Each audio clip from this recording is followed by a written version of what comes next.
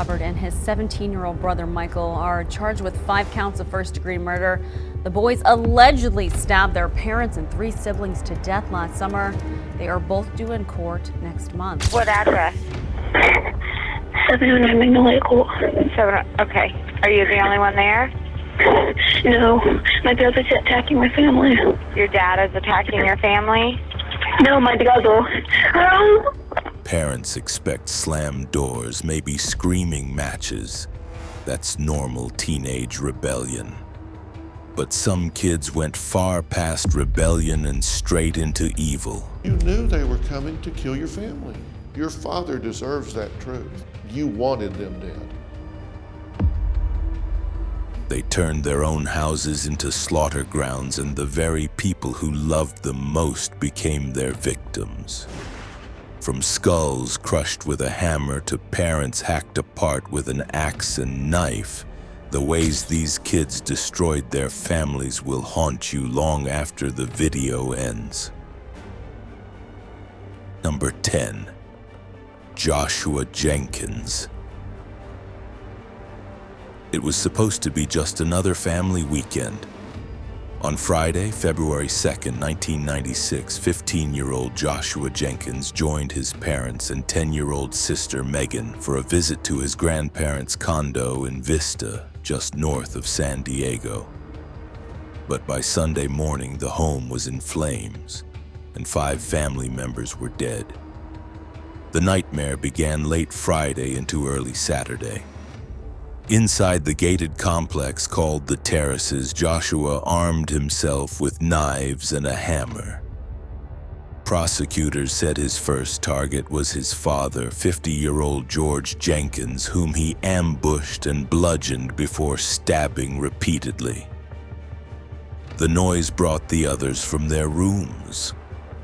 One by one, he turned on his mother, 48-year-old Aline, and his grandparents, 78-year-old William Grossman and 74-year-old Evelyn Grossman, stabbing and hacking until they collapsed. He dragged their bodies toward the master bedroom, but the bloodshed wasn't over. The next day, Joshua drove off with his little sister Megan, bought an axe, brought her back, and killed her with the axe and a knife. Then, as if to erase the horror, he set fires in different corners of the condo. Neighbors spotted smoke and called it in. Fire crews rushed inside and uncovered the victims among the flames. By then, Joshua was already gone. Security cameras showed him driving the family's 1990 Mercedes sedan out of the complex. Just after 7 a.m. on Sunday, deputies found him near an AM/PM off Highway 78. He didn't resist, he just gave up. Investigators booked him on 5 counts of murder and arson.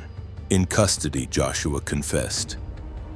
In taped statements later played in court, he calmly described stabbing his family members again to make sure they were dead. He admitted to dragging bodies together and setting the fires to destroy evidence. Prosecutors argued that his motive was revenge.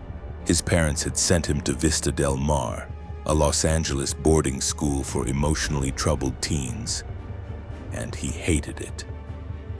The case moved quickly. In April 1997, Joshua pled guilty.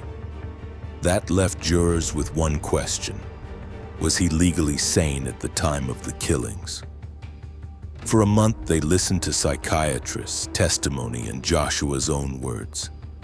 Their verdict: he was sane in 4 of the 5 murders and sane when he set the fires. On his father's killing, they split 10-2, unable to agree. On June 27, 1997, Judge John Einhorn handed down the maximum sentence, 112 years to life in California State Prison. From the bench, the judge called the murders vicious, savage, and almost incomprehensible. Joshua was 17 years old at the time of sentencing. Too young for the death penalty under California law. Number 9. Erin Caffey. This case started like a teenage romance in small-town Texas, but it ended in fire, blood, and betrayal. 16-year-old Erin Caffey was head over heels for 18-year-old Charlie Wilkinson. They lived out near Alba and Emory in rural Rains County. Erin's parents told her it had to stop, and instead of letting go, she decided they had to die. Over weeks, she and Charlie mapped out the unthinkable. Charlie even promised his friend Charles Wade $2,000 to help. Wade's girlfriend, 18-year-old Bobby Johnson, agreed to drive. 4 teenagers bound together by a plan that sounds too twisted to believe. In the early morning hours of March 1st, 2008, Erin and Bobby waited in a car down the road while Wilkinson and Wade crept into the Caffey home. Everyone was asleep. In the master bedroom, a .22 caliber pistol cracked in the dark. Terry Caffey, Erin's dad, was hit 5 times through his arm, chest, and even his face. Penny, Erin's mom, was also shot. When the gun jammed, Wade pulled out a samurai-style sword. Penny's neck was cut so deeply that it was nearly severed. Upstairs, the killers found the boys. 13-year-old Matthew, nicknamed Bubba, was shot in the head. 8-year-old Tyler was stabbed again and again with the sword. Wilkinson and Wade stole cash and jewelry, poured lighter fluid through the house, and struck a match. Within minutes, the Caffey home was an inferno. By all odds, Terry should have died there too. But he didn't. He crawled out of a window, tumbled into the yard, and somehow dragged himself 300 yards through the dark to his neighbors, Tommy and Helen Gaston. He left a trail of blood behind him, whispering one name: Charlie. The Gastons called 911.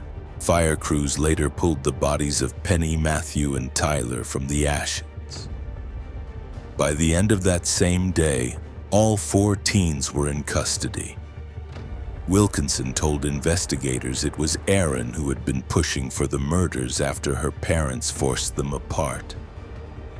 The arrest affidavit revealed they'd actually tried an hour earlier but got scared off by the family dog, then returned when Erin said it would be safe. Wade admitted he was promised $2,000. The evidence, text messages, the weapons, the fire, backed it all up. There were no drawn-out trials. Everyone took plea deals. In January 2009, Wilkinson and Wade received life without parole. Bobby Johnson was sentenced to 40 years. Erin, certified as an adult, took 2 life sentences plus 25 years.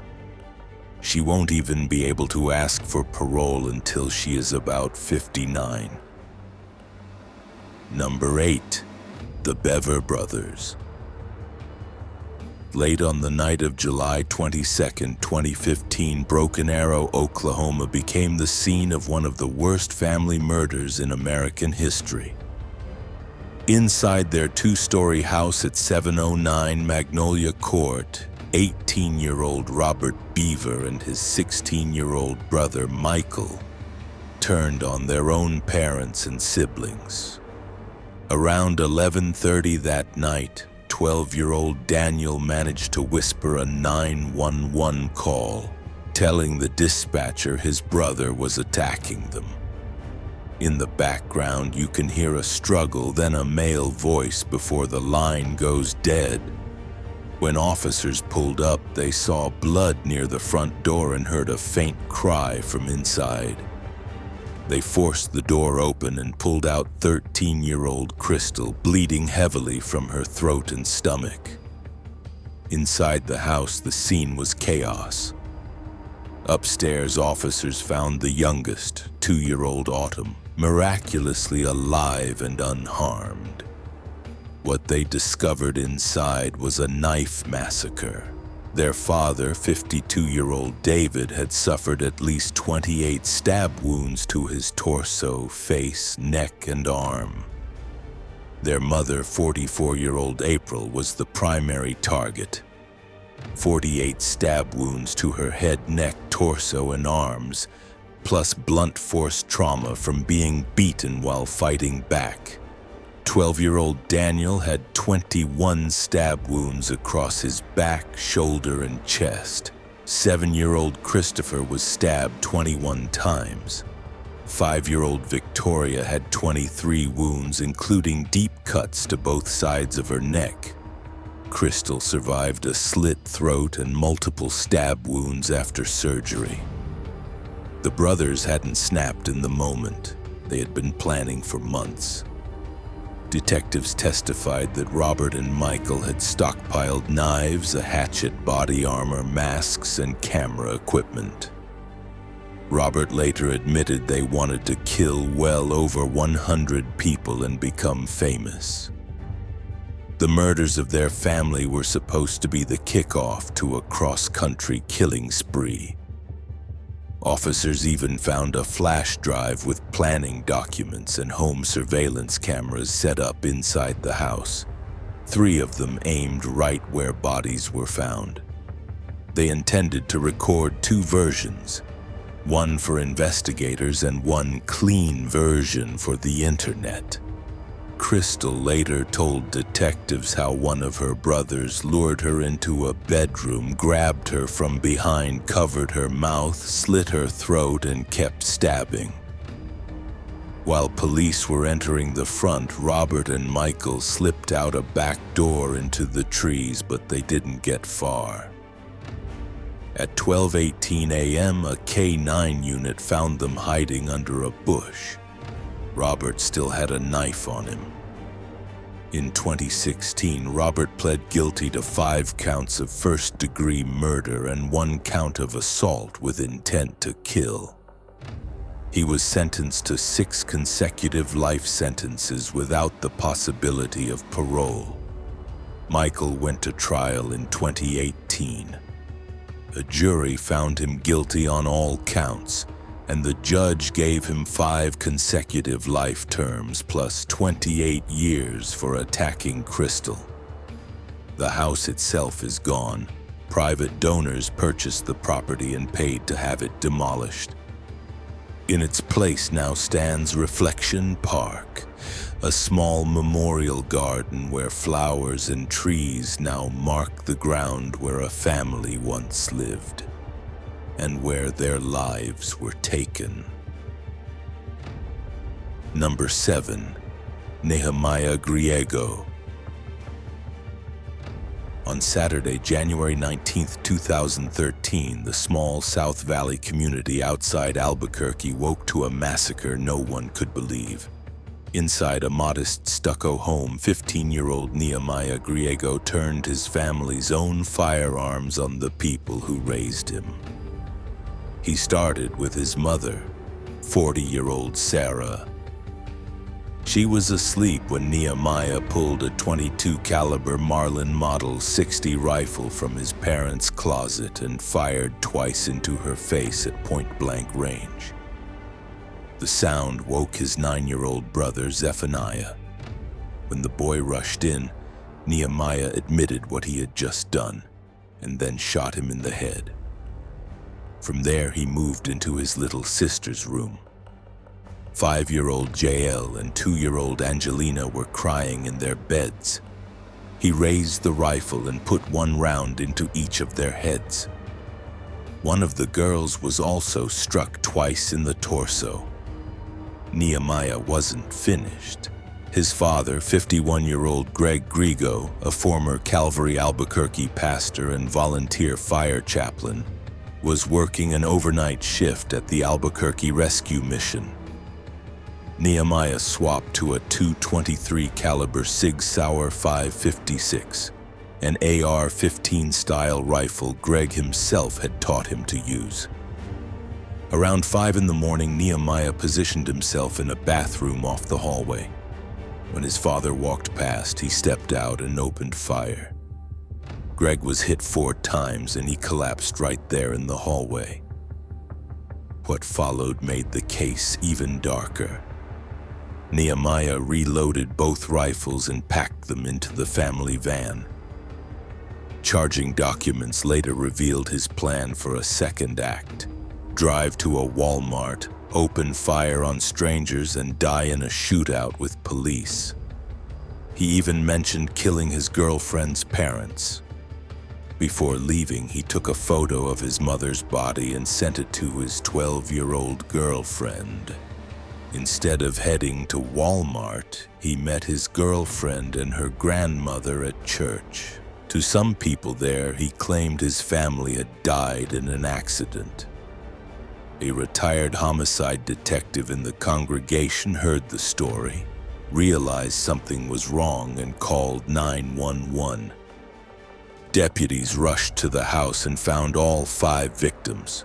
When detectives sat Nehemiah down, he admitted what he'd done. He said he'd been having homicidal and suicidal thoughts and was angry with his mom. Court proceedings dragged on for years. In 2015, Nehemiah pled guilty to 2 counts of second-degree murder for his parents and 3 counts of intentional child abuse resulting in death for his siblings. Appeals focused on whether he would be sentenced as a juvenile or an adult. Finally, in 2019, a judge ruled he'd be sentenced as an adult. His punishment was massive.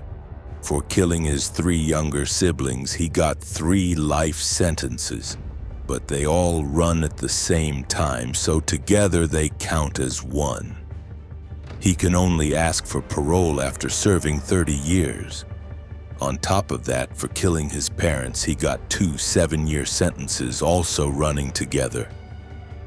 In plain terms, he'll spend at least 3 decades behind bars before there's any chance of release.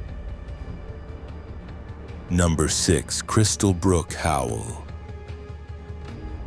17-year-old Crystal Brook Howell decided she wasn't going to live under her dad's rules anymore, and the way she broke free was unthinkable. On Sunday, February 24, 2014, inside their mountain cabin in Maggie Valley, North Carolina, her father, 50-year-old Michael Howell, longtime sports editor for the Columbia County News-Times in Georgia, lay down for a nap.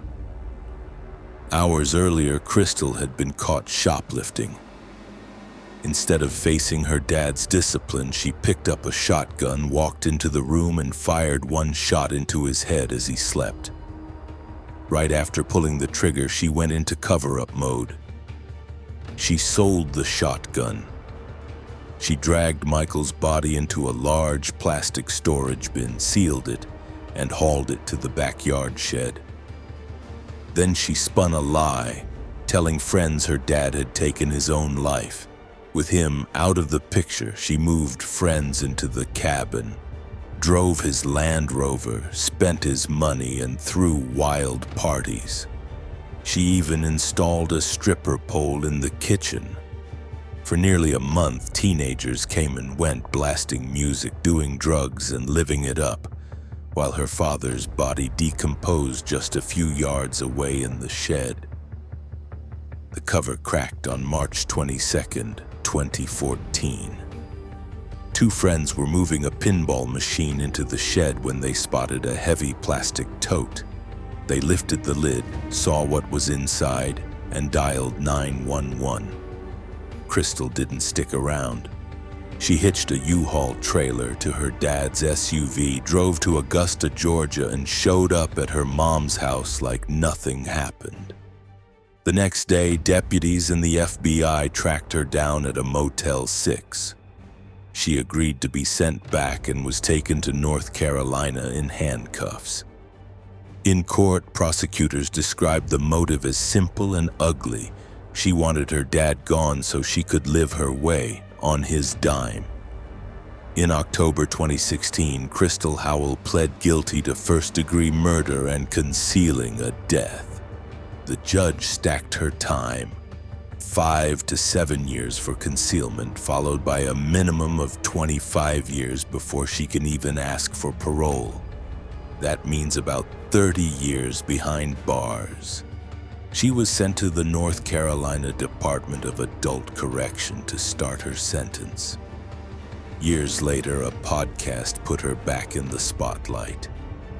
From prison, she claimed the killing wasn't planned, that it was an impulse, and pushed back on the idea that money and parties drove her. Prosecutors disagree, pointing to the month of lies, the spending spree, and the parties as the real story. And this wasn't some tiny shack. Michael Howell's place was an 8-bedroom cabin turned into a clubhouse by his own daughter, while his body rotted in a plastic bin out back. Number 5. Vincent Parker. On Thursday, December 19, 2013, just a week before Christmas, the city of Norfolk, Virginia woke to a horror no one saw coming. 16-year-old Vincent Tyrell Parker walked into his family's 2-story house on Bland Street and turned it into a crime scene. On paper, he looked like the last kid you'd expect, an only child, a 10th grader at Norview High, honor roll student. But by the end of that day, both of his parents were dead, and his explanation for it all was just 3 words: I was mad.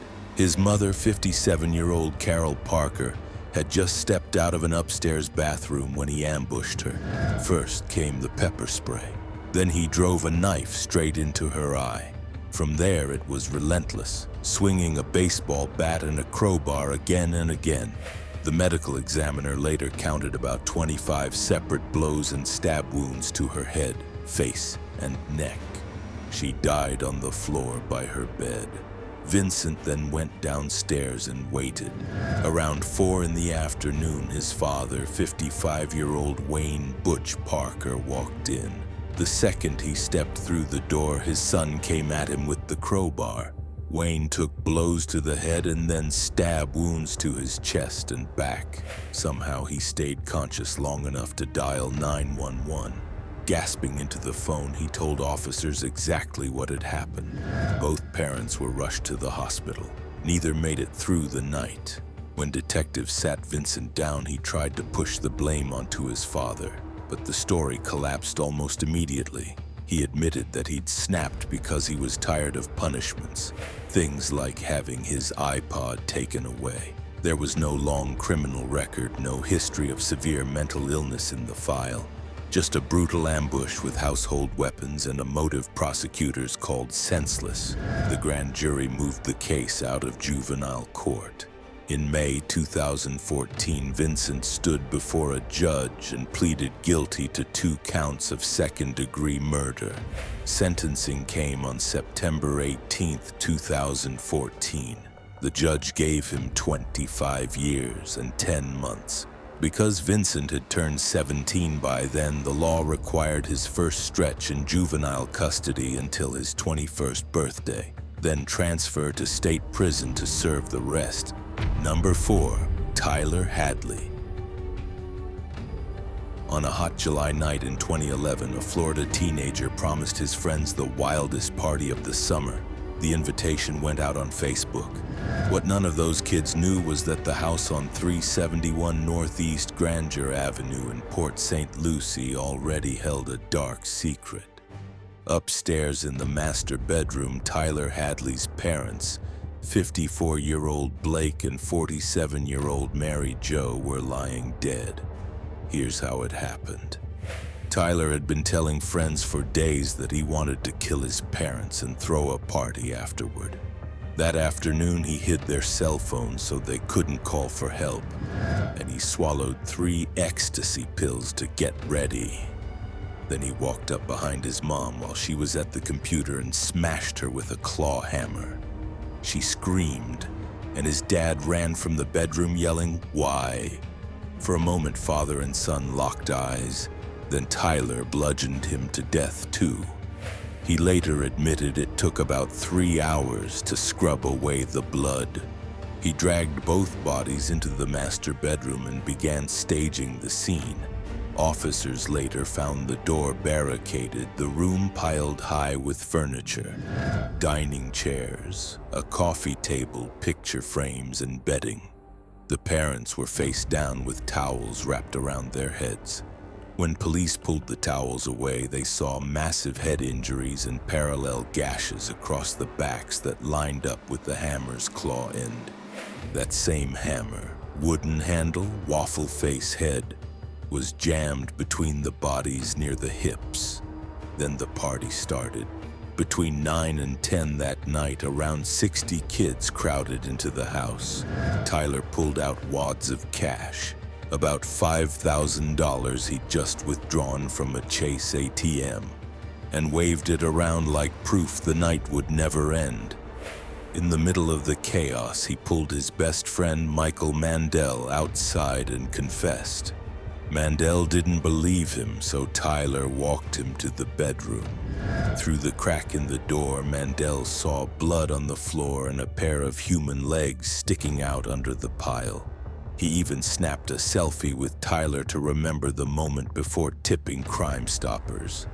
Police showed up before dawn. They watched Tyler pacing the house, tossing books into the bedroom as if to hide more of the scene. When he wouldn't answer the door, officers forced entry and found the bodies just as Mandel had described. Tyler was taken into custody without a fight. The charges were immediate. Prosecutors tried him as an adult. In 2014, a judge called the murders brutal, heinous, premeditated, and sentenced him to 2 life terms. After new rules for juvenile sentencing, his case was reviewed in 2018 and he was resentenced to life with a mandatory review after 25 years. As for the crime scene, the house on Northeast Grandeur Avenue was torn down in 2015. Number 3. Kip Kinkel. On May 20th, 1998, in Springfield, Oregon, 15-year-old Kip Kinkel was caught at school with a stolen handgun hidden in his locker. Staff sent him home, and his father, Bill, came to pick him up. That afternoon, inside the family kitchen, Kip lifted a .22 caliber rifle and fired a single round into the back of his dad's head. He dragged the body into a bathroom and covered it with a sheet. Later telling detectives he didn't want his mother to walk in and see what he had done. At around 6:30 that evening, his mom, Faith, drove into the garage. Kip met her, said, "I love you," and then opened fire. 6 shots total, 5 striking her head and 1 her chest. Just as he had with his father, he pulled a sheet over her body. He turned the stereo up loud, playing Wagner's Liebestod on repeat, and set down a note on the coffee table. In it, he wrote that the voices in his head were screaming at him, that he had ruined his parents' lives with 2 felonies, and that he had no other choice. By the next morning, he was calm enough to eat a bowl of cereal before loading his mother's Ford with guns and ammunition. Beneath a trench coat, he hid a sawed-off Ruger 10-22 rifle, a Glock 19, a Ruger 22 pistol, 2 knives, and 1,127 rounds of ammunition. At school, he fired 51 rounds, most of them in the cafeteria. 17-year-old Mikael Nikolausen and 16-year-old Ben Walker were killed, and more than 24 classmates were wounded. As he tried to reload, students, including Jacob Riker, who had already been shot, tackled him and ended the rampage. Even after his arrest, he wasn't finished. At the police station, he pulled a knife he had taped to his leg, lunged at Detective Al Warthen, and shouted for officers to kill him. They ended it with pepper spray. In the taped interview that followed, Kip sobbed, repeating that he loved his father, but that the voices told him to do it. Psychiatrists later testified that those voices had been with him since he was about 12. He pleaded guilty to 4 murders, both parents and the 2 students, and 26 attempted murders. The judge handed down 111 years and 8 months. By the 25th anniversary, reporters noted he was still serving the term at Oregon State Correctional Institution, and that a federal appeal was rejected in 2022. Number 2. Jasmine Richardson. This one started like a forbidden love story, but within weeks it turned into one of Canada's most shocking family murders. 12-year-old Jasmine Richardson had fallen for 23-year-old Jeremy Steinke in Medicine Hat, Alberta. Her parents said, absolutely not. Instead of sneaking around or waiting it out, Jasmine and Jeremy began swapping messages online that read like the script of a horror movie. One of hers was especially chilling. I have this plan. It begins with me killing them and ends with me living with you. It wasn't a joke. It was exactly what they carried out. In the early hours of April 23, 2006, Jeremy crept into the Richardson home with a knife. In the basement, 48-year-old Deborah was stabbed 12 times. 42-year-old Mark fought desperately, grabbing a screwdriver to defend himself, but he was overwhelmed, stabbed more than 24 times before he fell. Upstairs, 8-year-old Tyler faced the worst. His throat was slit and he suffered deep stab wounds to his chest and face. After wiping out the family, the couple didn't hide. Later that same day, neighbors saw Jasmine and Jeremy kissing and laughing at a nearby party as if nothing had happened. By the next morning, police discovered the bodies inside the house. Jasmine wasn't there. An alert went out, and by that afternoon, officers tracked the pair to Leader, Saskatchewan. They were calm together and arrested for 3 counts of first-degree murder. The digital trails sealed their fate. Investigators pulled posts and private messages from Nexopia and other sites. Jeremy, using the name Soul Eater, bragged about going natural-born killer and fantasized about slitting throats. Jasmine, under the username Runaway Devil, fueled the plan, pushing it forward. In their exchanges, he wrote back, "I love your plan," and together they plotted the details. In 2007, a jury found Jasmine guilty on all 3 counts, but because she was only 12, Canada's Youth Criminal Justice Act capped her punishment. She was given a 10-year intensive rehabilitative custody and supervision sentence. 4 years in a psychiatric facility and the rest under strict community monitoring. In 2016, a judge signed off that she had met all her treatment goals. At 22 years old, she walked free. Jeremy went to trial the following year. A jury convicted him of 3 first-degree murders.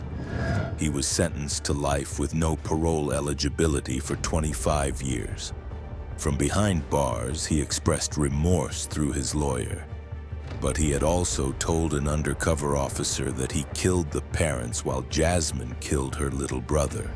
He later changed his name to Jackson May while serving his sentence. Number 1. Larry Schwarz.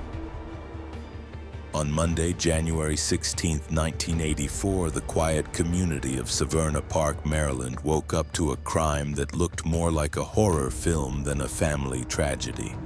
Inside a strict Catholic household on the Magathie River, tension had been building for years between devout parents and their adopted children. That night, it finally boiled over. 17-year-old Larry Schwarz turned on his adoptive parents inside their split-level home. His father, 52-year-old Robert Bob Schwarz, a computer technician, was the first target. Down in the basement clubroom where he worked, he was ambushed and stabbed again and again. 17 separate wounds with defensive cuts that showed he fought until he couldn't fight anymore. Then Larry went after his mother. 43-year-old Catherine K. Schwarz, a high school teacher, tried to run. She was chased through the house and out into the snow by the backyard pool. This time, the weapon wasn't just a knife. Investigators later found a heavy splitting maul, a wood-chopping tool used to crush her skull. On top of that, she'd been stabbed 13 times in the neck, so deep the knife cut through both carotid arteries. When police found her body, she was lying naked in the snow, wearing only a single sock. The crime scene told the whole story. Detectives traced drag marks across the floors and bloody footprints stamped into fresh snow. A bloody handprint streaked the sliding glass door. Inside, blood spatter ran from the basement up to the main floor. At first, suspicion fell on Larry's older brother, Michael, who'd had serious behavior problems and clashes with their parents. But hospital records proved Michael had been locked in a ward that night. The evidence pulled investigators straight back to Larry. Even his demeanor unsettled them. Calm, collected, handing over a rosary he carried because of his parents' faith. Between the footprint patterns and the bloody handprint, it was clear who had done it. In April 1985, Larry pleaded guilty to 2 counts of second-degree murder. The plea deal cut off what would have been a sensational trial. But the record was already damning. A judge sentenced him to 12 years at Maryland's Patuxent Institution, a treatment-oriented facility, calling it one of the most tragic cases he'd seen. Thanks for watching. Now check out the videos popping up on screen for more unbelievable stories.